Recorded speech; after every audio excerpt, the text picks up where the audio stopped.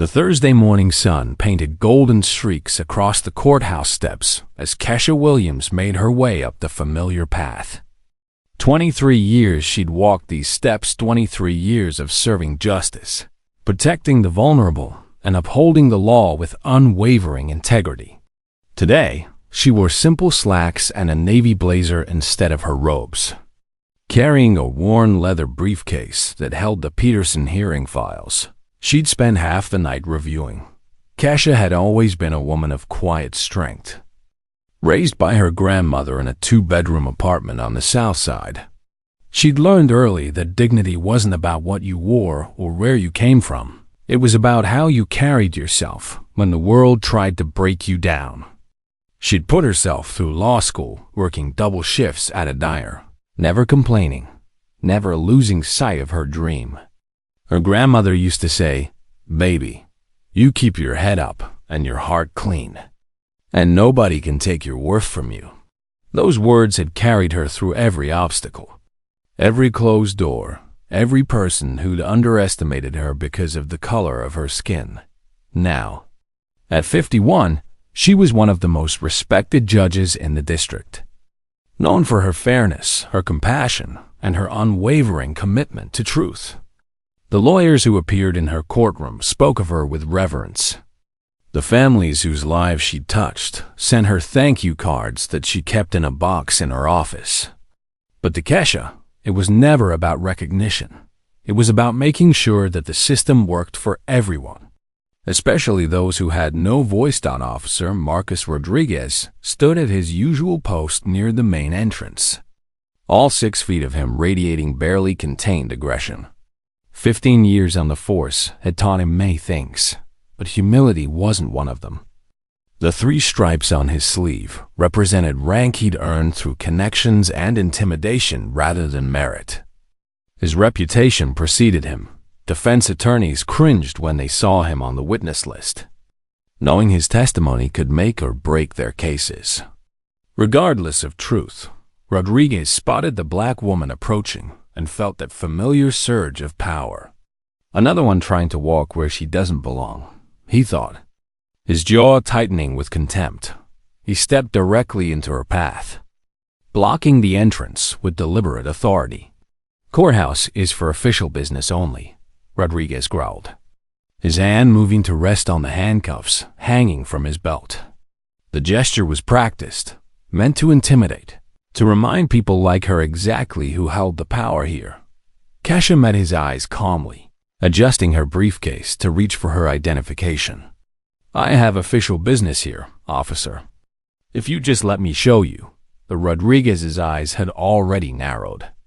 In his world, people like her didn't talk back.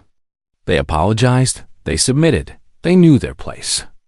The fact that she'd spoken with such calm authority felt like defiance. And defiance was something Marcus Rodriguez never tolerated. Part 2. When authority becomes abused. The slap came without warning, a violent crack that echoed off the courthouse walls like a gunshot. Rodriguez's open palm connected with Kesha's face with such brutal force that her head snapped sideways, her carefully pinned hair whipping across her cheek. The briefcase flew from her grip, legal documents scattering across the concrete steps like wounded birds. The Peterson hearing files, marked with the official seal of her court, landed in a dirty puddle. "Another troublemaker trying to sneak in where you don't belong," Rodriguez snarled, advancing on her as she steadied herself against the cold stone wall. His hand shot out, gripping her throat, pressing her back with enough force to make breathing difficult. "People like you belong outside, not in courthouses. Maybe a night in lockup will teach you some respect." Kesha's vision blurred from the blow, white spots dancing at the edges of her sight, but her mind remained sharp and clear. 23 years of judicial experience had taught her that evidence was everything. That emotion had to be controlled. That justice required patience. She thought of her grandmother, who'd endured far worse and still kept her dignity intact. And right now, Officer Rodriguez was creating plenty of evidence. Every hateful word, every violent gesture being recorded from multiple angles by cameras. She herself had fought to install. Officer James Thompson laughed, his phone recording from his carefully chosen angle. Man, she really thought she could just walk in here like she owns the place. He chuckled to Officer Daniel Davis, who had just arrived for his shift. Rodriguez knows exactly how to handle these types. That's why they keep him on the front line. Please, Kesha managed, her voice strained but remarkably controlled despite the hand on her throat. If you would just look at my identification, officer, you'd see that I have every right. Shut your mouth. Rodriguez twisted her arms behind her back with unnecessary force, the metal handcuffs biting into her wrists so tightly she could feel them cutting off circulation. You're going to learn today what happens when you disrespect law enforcement. You're going to learn that there are consequences for people like you who don't know their place. A small crowd had gathered, now courthouse employees heading to work, lawyers arriving for morning hearings, citizens reporting for jury duty. Some looked distinctly uncomfortable, shifting their weight and avoiding eye contact. But no one intervened. This was Officer Rodriguez, after all. He had connections throughout the department, friends in positions of power, a reputation for being completely untouchable. Among the growing crowd, Bailey Henderson, a courthouse bailiff with 12 years of faithful service, frowned deeply. Something about this woman seemed strangely familiar. The way she carried herself even in handcuffs, the quiet dignity that persisted despite the violence and humiliation. But with her face turned away and Rodriguez blocking most of the view, he couldn't quite place her. He'd replay this moment in his mind 1,000 times over the coming weeks, wishing desperately that he'd looked closer, acted sooner, done something to stop what was happening. Rodriguez began marching Kesha toward the courthouse entrance, making sure everyone gathered there saw her in handcuffs, saw her bruised face, saw her apparent defeat. This was what he lived for, the raw power, the absolute authority, the ability to put people in what he considered their proper place. Behind him, Thompson and Davis exchanged satisfied grins, already planning how they'd tell this story in the break room. Later. Part 3. The dangerous game inside the courthouse. Rodriguez straightened his uniform with satisfaction and prepared his narrative. He'd done this dozens of times before. Arrest first, manufactured justification later. The system always backed the badge, always believed the officer's word over the suspect's truth. It was a game he'd mastered years ago, and he'd never lost thought. In the small, windowless holding room, Kesha sat quietly on the cold metal bench as Rodriguez filled out the arrest report with practiced ease. Her left cheek had swollen considerably, a dark purple bruise blooming across her brown skin like a violent flower. But her eyes remained focused and alert, watching him fabricate charges with the smooth confidence of someone who'd never faced real consequences. Trespassing on government property, resisting arrest, attempting to access restricted areas without authorization, assault on a peace officer, he muttered as he wrote, each lie flowing smoothly onto the official form as if it were established fact rather than complete fiction. You know, none of that is true, Kesha said softly, her voice carrying no anger, only a kind of weary disappointment that came from seeing this pattern repeat itself too many times. She thought of all the people who'd sat in this same room, facing the same lies, without the resources or knowledge to fight back. Her heart ached for them. Rodriguez looked up, his eyes cold and calculating. Truth is whatever I write on this report. My word against yours, and guess whose word carries weight in this building? I've been protecting this courthouse for 15 years. You're just another troublemaker who thought she could talk her way past security. He leaned forward, his voice dropping to something almost conspiratorial. Here's a little secret. Nobody's going to believe you. Nobody's going to care. You're nobody. Down the hall, the morning's court proceedings were beginning without their presiding judge. Janet Morrison, Judge Williams's dedicated clerk for 8 years, was growing increasingly worried. The judge was never late, not once in all their years working together. It was completely out of character. She'd sent 3 text messages, each more urgent than the last, but received no response. The silence was disturbing, unsettling in a way that made Janet's hands tremble as she dialed again. "Has anyone seen Judge Williams this morning?" Janet asked Patricia Henderson from the records department, trying to keep the anxiety out of her voice. "No, but there was quite a commotion outside earlier," Patricia replied, barely looking up from her computer. "Rodriguez arrested some woman trying to break into the courthouse. Really got physical with her from what I heard. Caused quite a scene." A chill ran down Janet's spine, spreading through her entire body like ice water. "What did she look like? The woman he arrested?" "I didn't see clearly myself, but Linda from accounting was walking by. She said it was an African-American woman, professionally dressed. Carrying a briefcase that spilled open said there were legal documents everywhere with official seals on them." Janet's phone clattered to the floor, but she barely noticed. She knew. Somehow, in the pit of her stomach, she just knew. Her mind raced through possibilities, each one more horrifying than the last. Judge Williams would never try to break in anywhere. She belonged here more than anyone.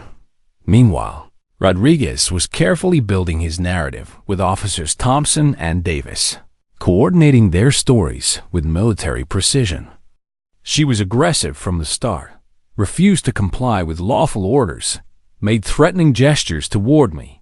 He instructed them, his voice low and authoritative. "We all saw the same thing happen, right? We're all on the same page here?"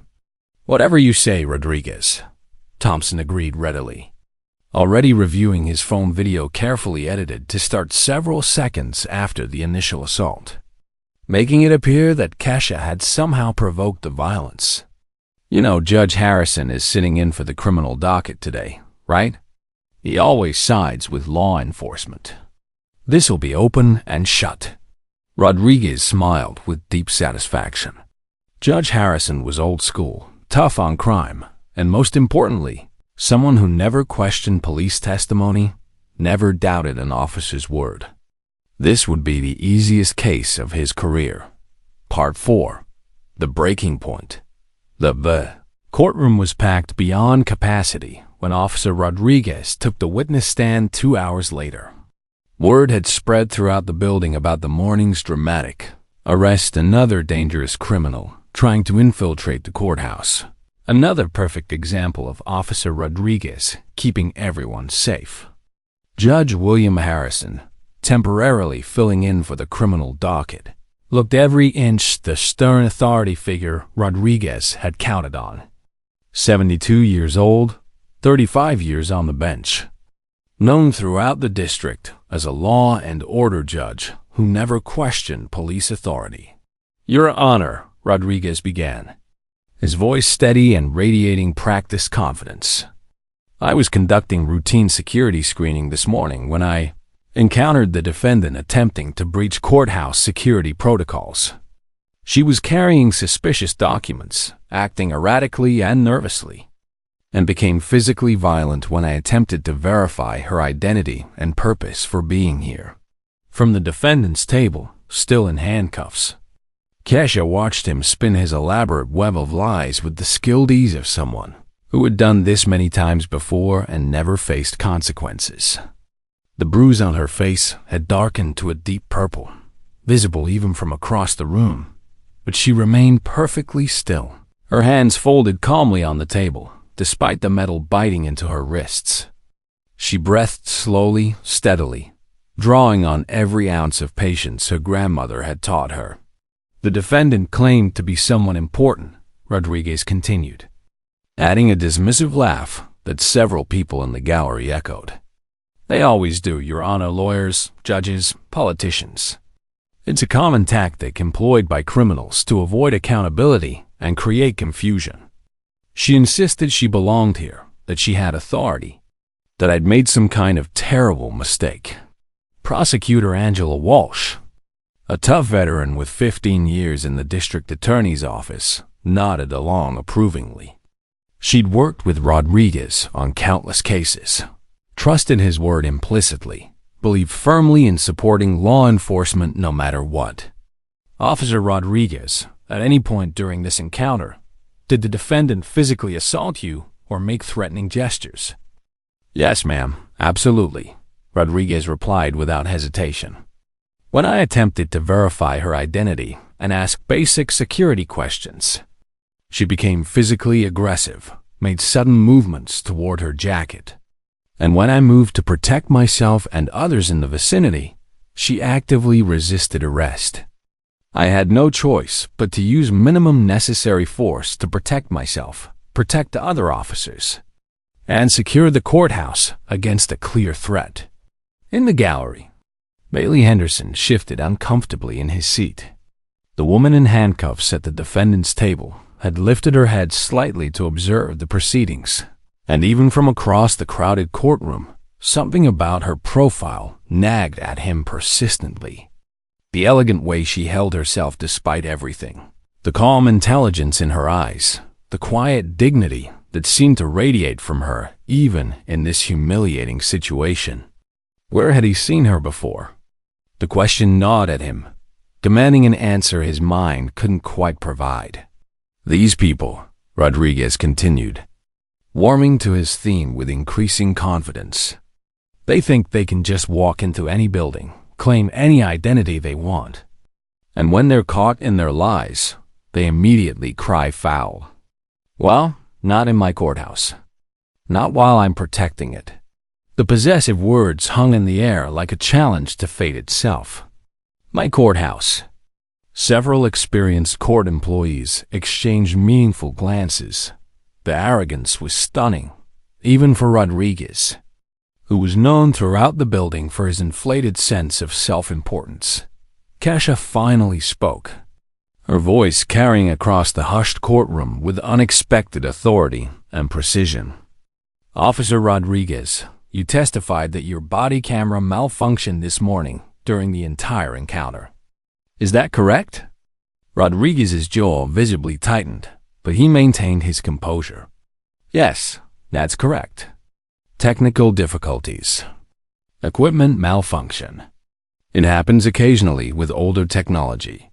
How remarkably convenient, Kesha murmured. Just loud enough for the court reporter to capture every word for the permanent record. Your Honor, Rodriguez said, turning back to Judge Harrison with wounded dignity. I've served this courthouse faithfully for 15 years. I've made hundreds of arrests, testified in countless cases, and my record speaks for itself. I don't appreciate having my integrity questioned by someone who tried to illegally enter this building. Indeed, his record did speak for itself, though not remotely in the way Rodriguez imagined. Part 5. The plan takes shape. The defendant may now present her statement, Judge Harrison announced in his gravelly voice, clearly expecting this to be a mere formality before he handed down sentencing and moved on to the next case on his overcrowded docket. Kesha rose slowly from the defendant's table, the handcuffs clinking softly with a sound that seemed to echo in the suddenly quiet courtroom. Despite everything she'd endured, the unprovoked assault, the chokehold, the bruise darkening her face, the public humiliation, she moved with an unmistakable dignity that made the entire courtroom involuntarily take notice.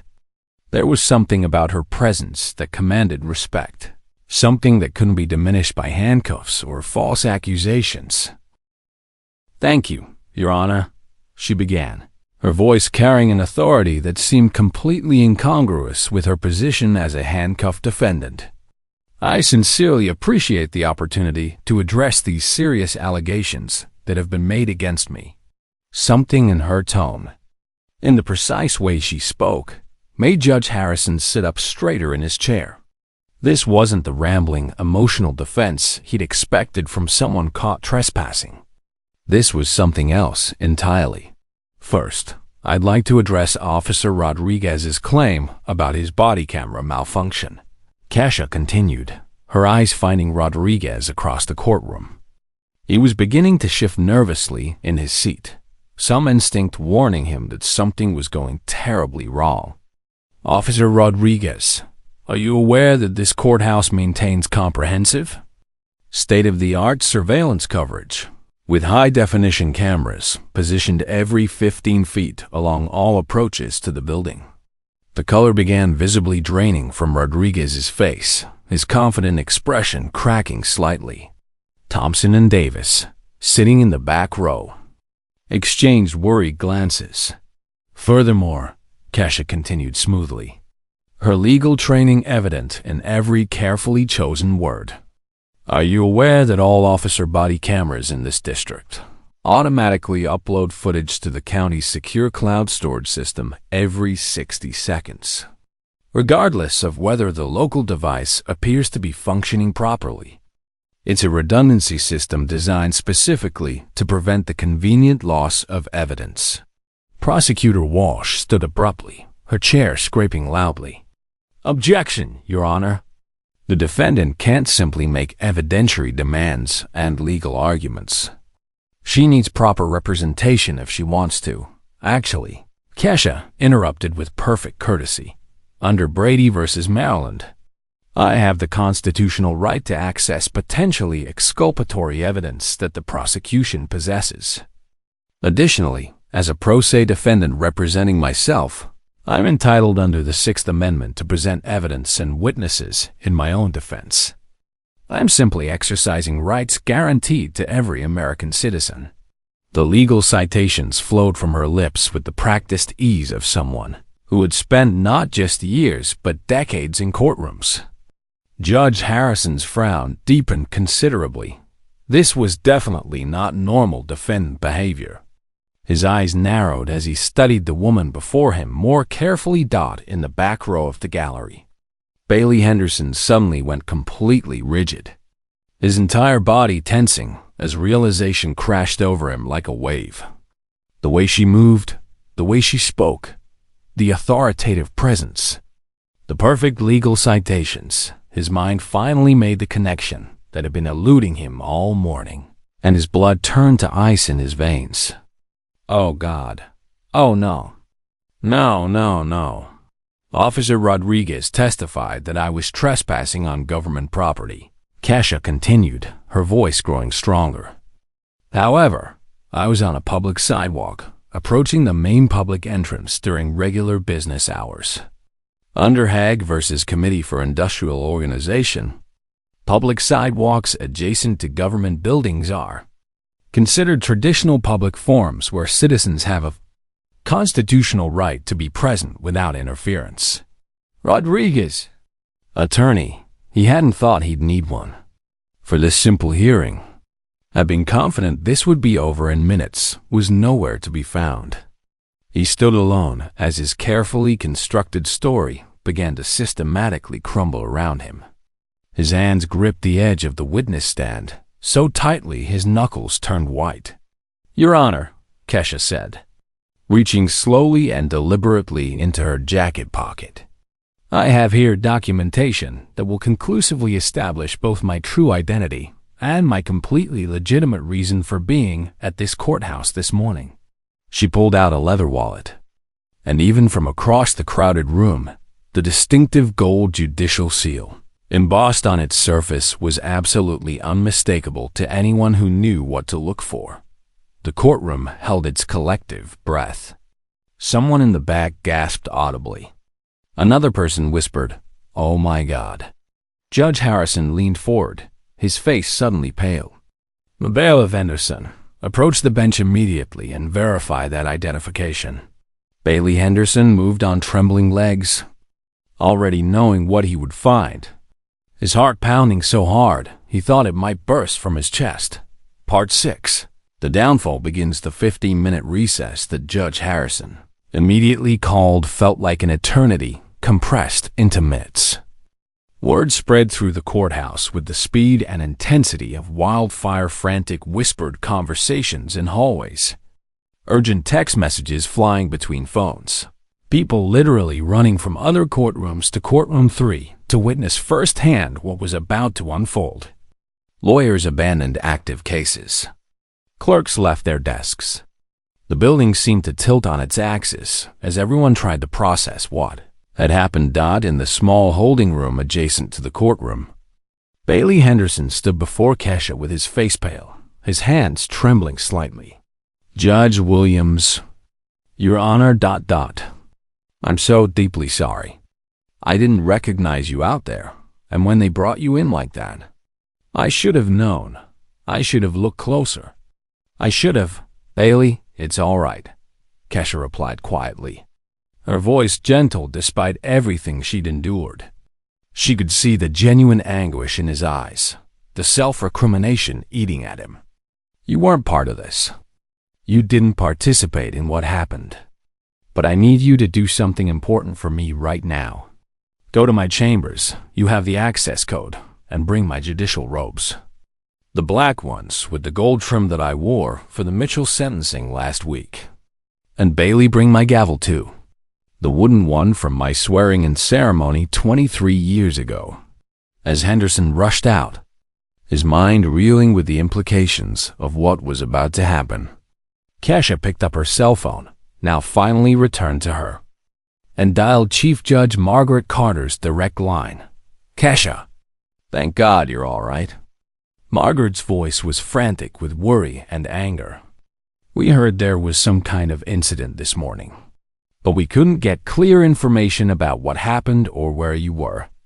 Margaret, I need you to personally secure all surveillance footage from this morning. Every angle, every camera, every second. Multiple backup copies on different servers. This needs to be preserved perfectly because it's going to be evidence in multiple proceedings." "Already done, Kesha. Already done." Margaret's voice dropped lower, filled with barely controlled fury. "The security chief called me about 20 minutes ago when he reviewed the morning footage. What Rodriguez did to you. We have absolutely everything. Every word, every action. It's worse than you can possibly imagine. The violence, the slurs, Oh, I can imagine quite well, Margaret," Kesha interrupted softly, touching the bruise on her face. The skin was tender, swollen, a reminder of every person who'd ever been treated as less than human simply for existing. "I lived it. But now we're going to make sure that what happened to me this morning never happens to anyone else ever again." Meanwhile, in the courtroom, Rodriguez sat alone at the prosecutor's table, his world crumbling around him with terrifying speed. Officers Thompson and Davis had quietly slipped out during the recess, abandoning him to face whatever was coming alone. His phone buzzed continuously with message after message, other officers who had heard what was happening, warning him to get an attorney immediately, to leave the building, to do something to protect himself. But there was nowhere to run from this, nowhere to hide. He'd assaulted a federal judge. The words repeated in his mind like a death sentence, each repetition making it more real, more terrifying. When court resumed 30 minutes later, the gallery was packed beyond fire code capacity. Lawyers had abandoned their own cases and other courtrooms to witness this historic moment. Court reporters from throughout the building had come to observe. News of what was happening had even reached the media. Several reporters with cameras were being held back by security outside, their voices demanding entry rising in volume. Even Judge Harrison had been replaced. He'd recused himself immediately upon learning who the defendant really was, practically running from the courtroom in his haste to distance himself from this disaster. Then came the announcement that would be burned into everyone's memory forever, replayed and recounted for years to come. "All rise." Bailey Henderson's voice boomed through the courtroom with more authority and power than anyone had ever heard from the normally quiet bailiff. "Court is now in session. The Honorable Judge Kesha Williams presiding." The silence that followed was absolutely complete. You could have heard a pin drop on the carpet. Time seemed to stop, Rodriguez's legs simply gave out beneath him, and he collapsed back into his chair as if he'd been physically struck. The blood drained from his face, leaving him gray and trembling. Judge Kesha Williams entered through the side door in her full judicial robes, the black fabric with gold trim flowing behind her. And suddenly, everyone in that courtroom understood the magnitude of what had occurred. This wasn't just any judge. This was their judge. The woman who had presided over this courthouse with wisdom and fairness for 23 years. The woman who was known throughout the district for her compassion and integrity. The woman Officer Marcus Rodriguez had slapped across the face and called names no human being should ever hear. Part 7. The Big Climax. Officer Rodriguez. Judge Williams said quietly from her rightful place behind the bench, her voice calm but carrying absolute authority. You may remain standing. Rodriguez couldn't have stood if his life had depended on it. He remained collapsed in his chair, trembling visibly. All the arrogant confidence that had defined him for 15 years completely evaporated. Beside him, his hastily summoned attorney was frantically scribbling notes, already knowing there was no possible defense for what was coming. Judge Williams pulled out a tablet computer and began playing the surveillance footage on the courtroom's main screen. I'm going to show everyone here exactly what happened this morning. Every word, every action, the complete, unedited truth. The courtroom watched in horrified, transfixed silence as the truth unfolded in high definition across the screen. The unprovoked approach as Kesha walked peacefully up the courthouse steps, briefcase in hand, sunlight catching her face. The aggressive blocking of her path. The slap that sent Judge Williams's head snapping violently sideways, the sound making several people in the gallery flinch. Rodriguez's voice, crystal clear. People like you belong outside, not in courthouses. Several people in the gallery stood abruptly and left, unable to watch any more of the brutal assault. Others sat frozen, unable to look away, tears streaming down their faces as they witnessed the complete destruction of a man who had thought himself absolutely untouchable. Angela Walsh, the prosecutor, had gone pale, her hands covering her mouth as she realized she'd been complicit in trying to prosecute the victim of this assault. Officer Rodriguez. Judge Williams continued when the footage ended, her voice still remarkably calm. Let's examine your distinguished career together, shall we? She opened a thick manila folder that had been waiting on her bench. 47 formal complaints filed against you in 15 years of service. Let me read you some highlights that the department somehow overlooked. She proceeded to methodically, systematically destroy him, complaint by complaint, revealing a pattern of abuse and misconduct that should have ended his career years ago. Rosa Delgado, the 72-year-old grandmother he'd brutalized during a traffic stop for the crime of having an expired registration sticker.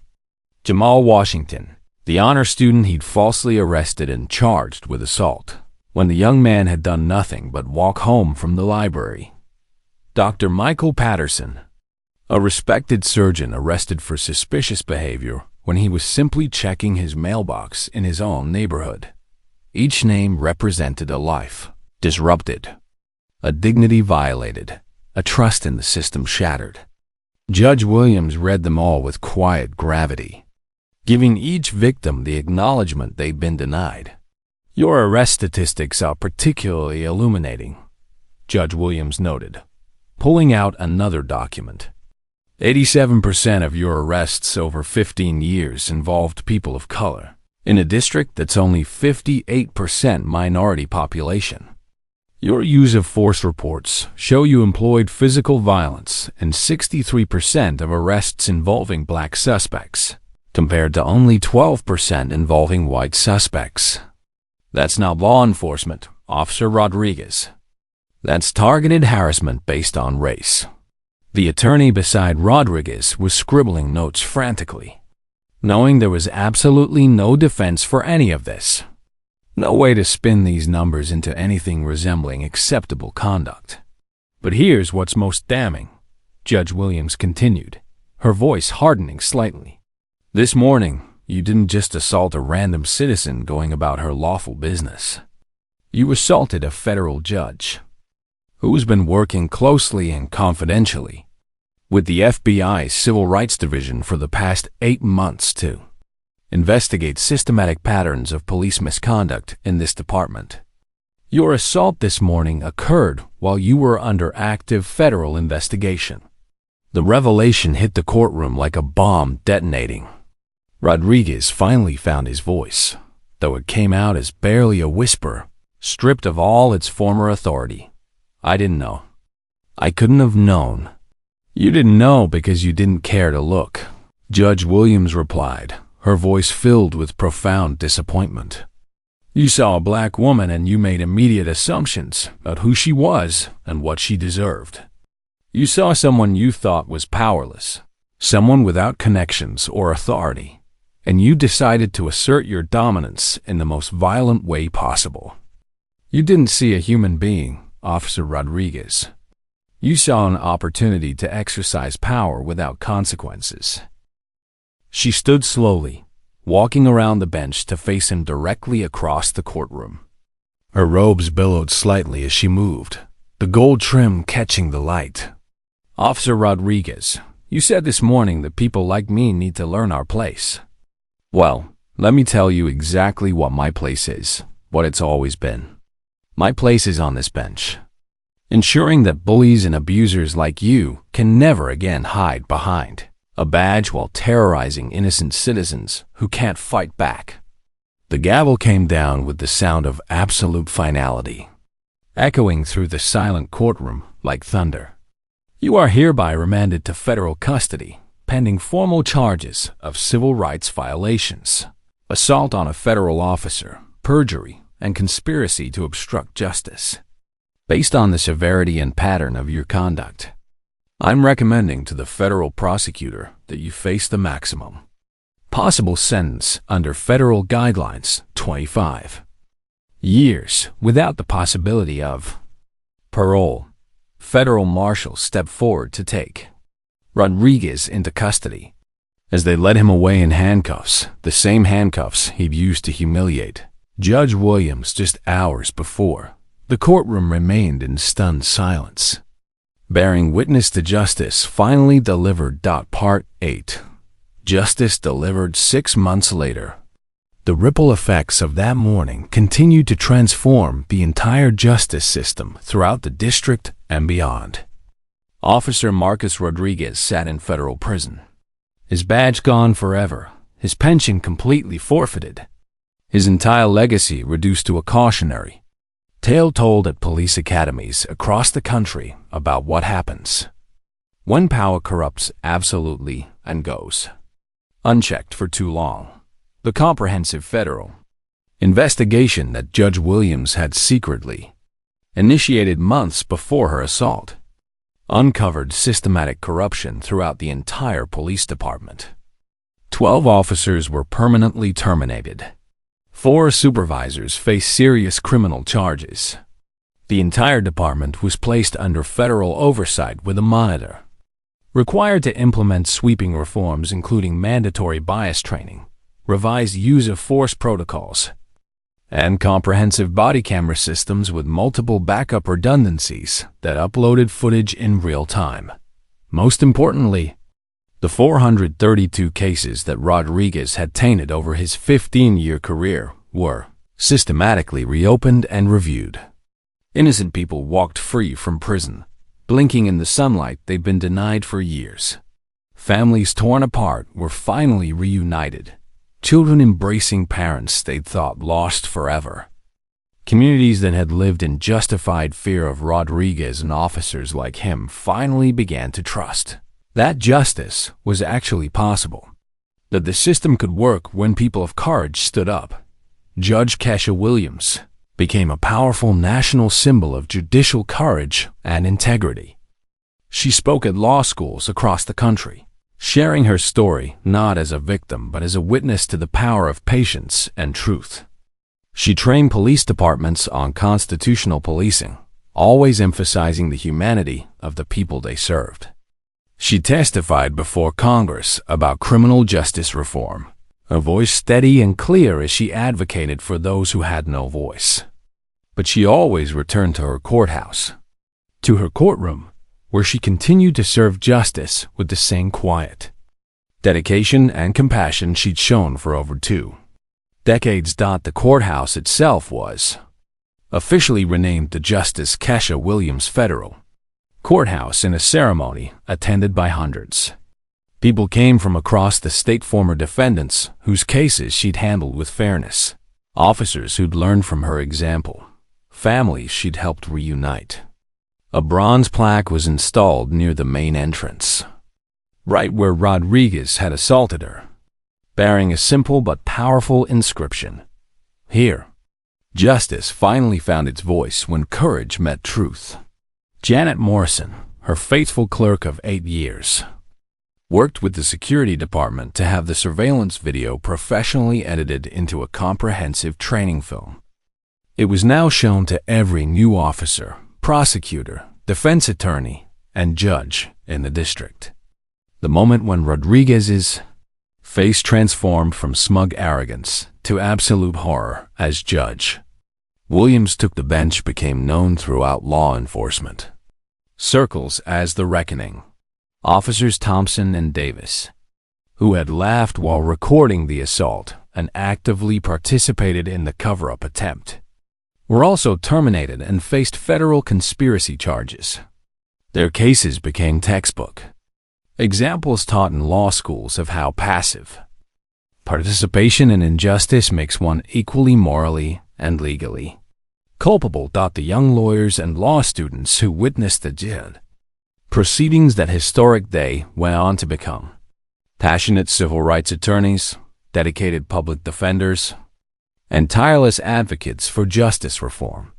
They would often say in interviews and speeches that watching Judge Williams that day taught them what true courage looked like, not the absence of fear, but the determination to do what's right despite fear, despite personal cost, despite a system sometimes designed to protect the powerful at the expense of the vulnerable. Rodriguez's former victims began coming forward one by one, emboldened by finally seeing him held accountable. The county paid out millions in monetary settlements, but more importantly, each victim received something that money could never buy: official validation that what happened to them was wrong, that it mattered, that their pain was real and recognized. Apologies were issued. Records were corrected. Dignity was restored. Today, a new generation of officers patrols those courthouse steps where everything changed. They're trained differently, supervised more closely, and held accountable immediately when they step out of line. They know the story of Officer Rodriguez and Judge Williams.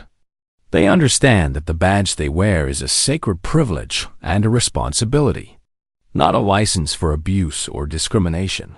And somewhere in federal prison, Marcus Rodriguez sits in his small cell, finally understanding what it truly means to be powerless, to be judged unfairly, to face consequences for your actions. The man who once arrogantly declared the courthouse his now knows the profound truth: justice belongs to everyone equally, and absolutely no one, regardless of their position or authority, is above the law. On the anniversary of that morning, Judge Williams always takes a moment alone in her chambers. She touches her face where the bruise has long faded but never quite left her memory.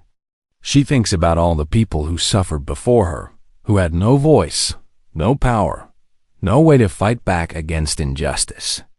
She thinks about her grandmother, who taught her that dignity couldn't be taken, only surrendered. And she renews her quiet vow to ensure that her courtroom, her courthouse, remains a place where truth matters more than power, where dignity is protected, and where justice is truly blind to everything except the facts and the law. The end of her day approaches, and she gathers her briefcase, the same one that scattered documents across those courthouse steps 6 months ago. As she walks down the same path where it all began, she pauses at the bronze plaque. Her fingers trace the words engraved there, and she smiles softly, thinking of everyone who will walk through these doors tomorrow seeking justice, knowing they'll find it. The end, remember. Justice may be blind, but she sees everything.